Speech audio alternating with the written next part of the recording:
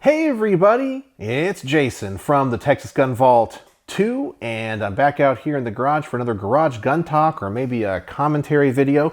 You guys seem to really respond well to these, especially when I turn on my nicer camera and I talk about some issue or thing in the gun community. And yesterday I talked about the ATF kind of being dissolved and incorporated into the FBI, and how I believe in the long run that actually might be bad for gun owners. I know it kind of seems like it goes against common sense. Everyone's like, oh, I got to get rid of the ATF, but the role of the ATF will just be rolled into another better funded and more streamlined organization. But tonight's topic deals with the courts. I was sitting in my car today and I was reading the news that the Colorado, I believe it's the House of Representatives in Colorado, passed a ban on semi-automatic firearms. And it got me thinking about the courts. And one of the frustrations as a gun owner that I know many of you probably share with me is the courts and how slow they work. And we just sit around and we beg and beg and beg. Please take up one of these bans. You know, one of the things that I think is kind of a pressure release for a lot of people is when decisions are made in the courts. Even if you lose a case, you are able to go, my voice was heard. They addressed my concerns. I may have lost it, but I had my day in court. And that's one of the great things about our judicial system and our political system in general. But one of the frustrating things, especially when it comes to gun laws, is how courts seem to be slow walking everything. And when it comes down to the big cases that we want to get heard and have resolution on, it seems like the justices in the Supreme Court care more about the process than the results. So the reason this had me thinking is, you know, in our minds, we all know that in a post-Heller and in a post-Bruin world, assault weapons bans and bans on firearms in general and entire classifications and categories of firearms are unconstitutional. The Supreme Court has said it. But these states and these anti-gun politicians just keep passing more and more bills, and they find these lower court judges that play politics and think they're above the law and will, of course, uphold these things. And we keep saying, okay, take it up to the appellate court. And the appellate court kind of kicks it around for a while. And then sometimes they'll take like a year or 2 years to come out with their ruling. And that's one of the frustrating things, because they know that once they rule on it, well, it can be appealed to the next level. So you have like the Ninth Circuit when it comes to the recent decision on the magazine ban and so forth. That case was heard literally years ago, and these judges wait and wait and wait. I personally think there has to be a time limit on this. Our society, you know, our time on earth is limited. So every year that goes by where, let's say, the NFA is not repealed, or in a state where they have an assault weapons ban, it's not repealed or overturned, is a large portion of your life, if you really think about it. Let's just say you're, 50 years old, 60 years old, and you're thinking, okay, I really want to own these guns, I want to experience these things, and the courts will not take up the case. And it becomes quite frustrating. And then they wait 2 years, 3 years, and then it goes up. This is the frustrating part. It goes up to the Supreme Court, and then the Supreme Court, they might not grant cert, but they'll say, okay, we're going to do this, kick it back down to the lower court, so it has to go through the process again, or they won't take up the case because it wasn't processed the right way at the district court to the appellate court, and it has to go back down to the district court to be reheard, then go to the appellate court, and then back down to the district court, back to the appellate court, then go to en banc, and then back down to the district, then finally the Supreme Court, and then maybe they'll take it. And these cases take so long to be heard. I kind of feel like the justices of the Supreme Court care more about the process than the results. And I understand that the judiciary has this tradition, and they want to be above the political infighting that we see in the legislatures and the executive branches of all the states and, of course, the federal government. And I totally get that. They want to be independent, and they want to be I guess have the appearance that they take more time and they really think about the nuances of all these arguments. The problem is we have to have a pressure release valve. in that both sides are waiting for the Supreme Court to make a decision on something. And the Supreme Court knows well that people are waiting for these decisions, that there are things that are working their way through the court system that have been brewing for years. And we're like, come on, just take it up. And then when it finally gets there, they're like, it's not the right one that deals with the right thing at the right time. Or if they say something like kick it back down to lower, and it's so frustrating. I would rather lose a case and have the ability to have our side heard in the court than just to have these things kicked around forever. And as long as these cases never get resolved, you have states like Colorado and California and Illinois and you name it, any place where these rabid anti-gun politicians, they become more and more brazen. And these lower court district judges become more and more brazen because they're all political. They are political appointees. Whether or not they want to act like, they're great arbiters of the law, we all know that they're not. If a judge was appointed by Barack Obama, well, they're going to have a certain political stance, okay? And at the district level, they're going to be like, well, I'm going to push through this anti-gun thing. And they'll come up with some stupid reason.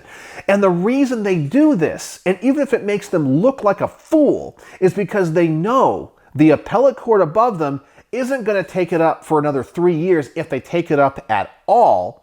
And if it even makes it to the Supreme Court, they're not even going to, slap them down and go, no. They're just going to have it be in this limbo so they can do whatever it is they want. So they have this brazen mentality. And we see this a lot with many district judges today that are putting injunctions on what the presidency can do. I mean, how can a little judge in the Southern District of South Dakota stop the executive branch, the duly elected president of the United States, from enacting things that are clearly in his constitutional authority? But it's because these judges can exert this power and the courts above them don't slap them down and say, no, you can't do this. And it's so frustrating. And I haven't had a time to read the complete bill from Colorado, but I don't know about you. It looks like, and it sounds like, it not only bans assault weapons, guns that have certain characteristics and so forth. It bans all semi-automatic weapons in a roundabout way. And they'll say, oh no, it doesn't ban any at all. It's just that you can't have one that's magazine fed. Or it can't have an internal magazine. It just can't be fed from a magazine, but it can be semi-automatic. Well, what? But it's this workaround. And of course, a lower district court judge will go, oh, it's totally fine. It's completely in line with Bruin and Heller and the great traditions of gun laws in the United States. And then, of course, we'll appeal it, and the next level, they won't even hear it. They won't even entertain it, or they'll put it on their docket to hear, and they never get around to it because they want to delay it. Because once they make a decision, if they deny it, you can appeal it to the Supreme Court. So they make it where it sits there in limbo forever and nobody can do anything. And I don't understand why the Supreme Court and justices like John Roberts, the Chief Justice, doesn't look at these lower courts and realize that they're making a mockery of not only the Supreme Court, but the judicial system in general. And because these things are slow-walked, and there's so much time delay between when something happens and when it's finally, heard, that the American people lose their faith in the judicial system. And that's really sad because we're supposed to look at the judiciary as neutral arbiters. Now, we always know they've never been that, but they've been more neutral and nuanced than the other branches that are swayed by public opinion or the heat of the moment. And these are supposed to be judges and justices that work above that. And it just seems like they care more about the process than they do the results. And eventually you would think after a reasonable amount of time, they would say, listen, you guys aren't ruling on this. These are important issues that affect millions of Americans' enumerated constitutional rights. We need to finally sit down and lay this out. And then if they actually hear a case, they'll write the opinion in such a way that it can be interpreted by the lower courts for them to continue doing what they're doing. It's so frustrating. It's so frustrating. And it just brought all that to bear when I was thinking about what happened in Colorado today.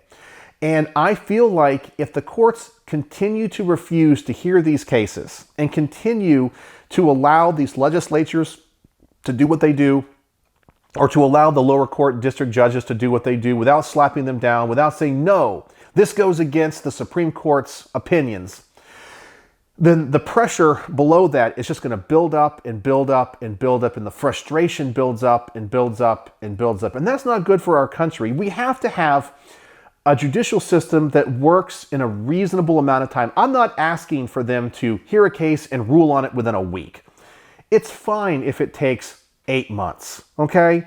Time for us to wait for the opinion, for the justices to do their research, to write what's, why do they have to take 2, 3, 4, 5 years? When the judicial system works so slow, people lose faith in it. And that's one of the things that I think is eroding our country, is people don't have, or they do not have faith in the institutions of our country and our government.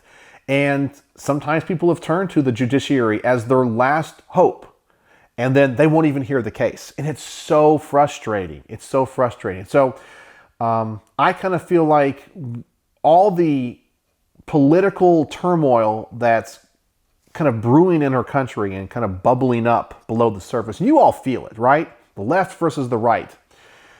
If we don't have an escape valve in the judiciary, where at least they hear the case and rule on it in a timely manner, I feel like all of the other things that are bubbling up, and it has nothing, or just has to do with gun rights. It can be with a number of other things. I actually think they're doing more harm than good, that they don't rule on anything. And I think that's really bad for our nation and our body politic in general.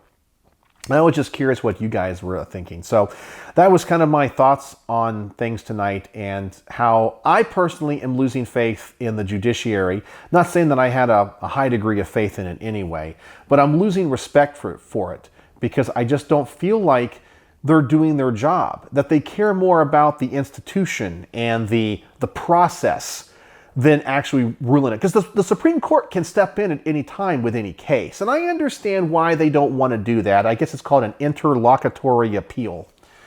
Thanks, Four Boxes Diner, for teaching me that.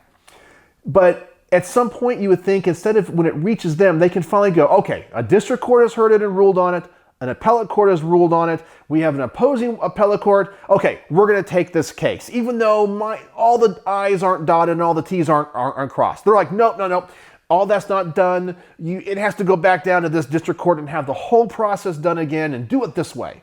And they come back with the same ruling. It's like, just rule on it. You know what they're going to say. Let's solve this once and for all. Even if our side loses, just let's get this over with. Tell these courts whether or not it's allowed that they can have wholesale bans of guns. Let's just get it out there and be done with it.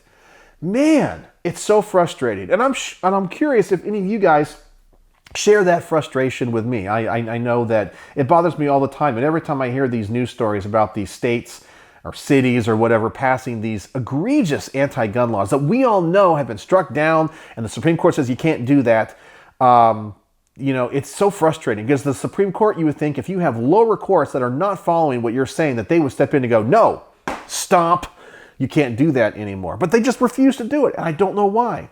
So anyway, I'm just curious what your thoughts are, and are you as frustrated with the judicial system as I am, especially when it comes to the ebb and flow of how they hear these gun cases? So let me know in the comment section below. And if you made it to the end of tonight's video and my little rambly video, the word of the day, if you want to use it in the comments so I know you watched to the end, is going to be frustrated, because I'm frustrated, as I think many of you are. So that's all I got for you tonight, and I hope you're enjoying these little ranty commentary videos that I will try to put out more often. And of course, I'll still come to you with the first impressions videos and upcoming projects videos. I know you guys enjoy those too. So anyway, let me know what you think about our judicial system, how slow it works, and do you think it's failing American gun owners? So, as always, thanks for watching.